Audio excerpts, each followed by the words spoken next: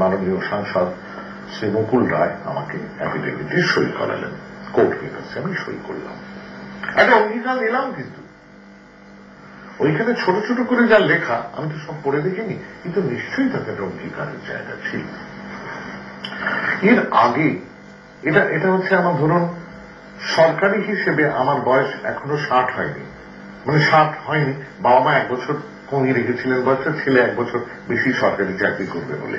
কাজে আমি সরকারি হিসেবে আমি 60 হব সামনে 16 মার্চ, এই তো কদিন পরে। আর বেসরকারি মতে আসল পার্থিব হিসেবে আমার কিন্তু আমি 61 চলছে।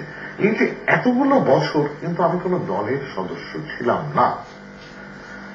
এই সময়টা আমি যে কাজগুলো করেছি, যে বোধের জায়গা, যেমন কিছুই পড়েনি পাতে তাই বন্দুক, কিছুই পড়েনি পাতে তাই বন্দুক দিলে হাতে, শালবনের দস্যি ছেলে এত সাহস কোথায় পেলে।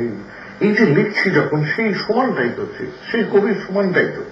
সে কিন্তু কার জঙ্গল কাদের দখলে, এই গানটা 1998 সালে ওই জঙ্গলবাসীদের নিয়ে লেখা, কার জঙ্গল কাদের দখলে। এইগুলো যে লোকটা করছে, সেই লোকটা যখন একটি দলের মধ্যে আসছে, নিশ্চয়ই তার উপর একটা জায়গা রয়েছে, না এবারে কিন্তু তুমি দলের নিয়ম মেনে চলো বন্ধু, আর উপায় নেই। এইখানেই সুমনবাবু প্রশ্নটা তুলেছিলেন, সংঘাতের জায়গাটা। আমি স্বীকার করছি, আমি বলছি না আমি বিরাট ভালো ভালো কাজ করছি, আমি বলছি যে আমি দলের এই জায়গাটা যদি অনুশাসন থাকে সেটাকে আমি লঙ্ঘন করছি, তার কারণ করতে বাধ্য হচ্ছি। আপনি এটা বলছেন, আমার অপরাধ দেবেন না।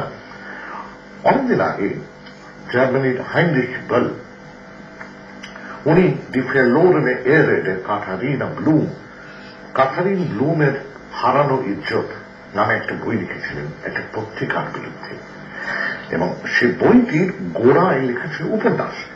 এই গ্রন্থে, এই কাহিনীতে কোন চরিত্রর কথা পড়ে বা জেনে যদি মনে হয় যে আরে এরকম চরিত্র তো আমার জানা, তাহলে মনে রাখবেন সেটা ভুলক্রমে নয়, সেটা ইচ্ছাকৃত।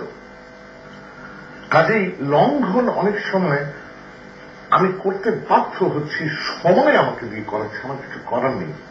এইখানটাতে আমিও অপারগ।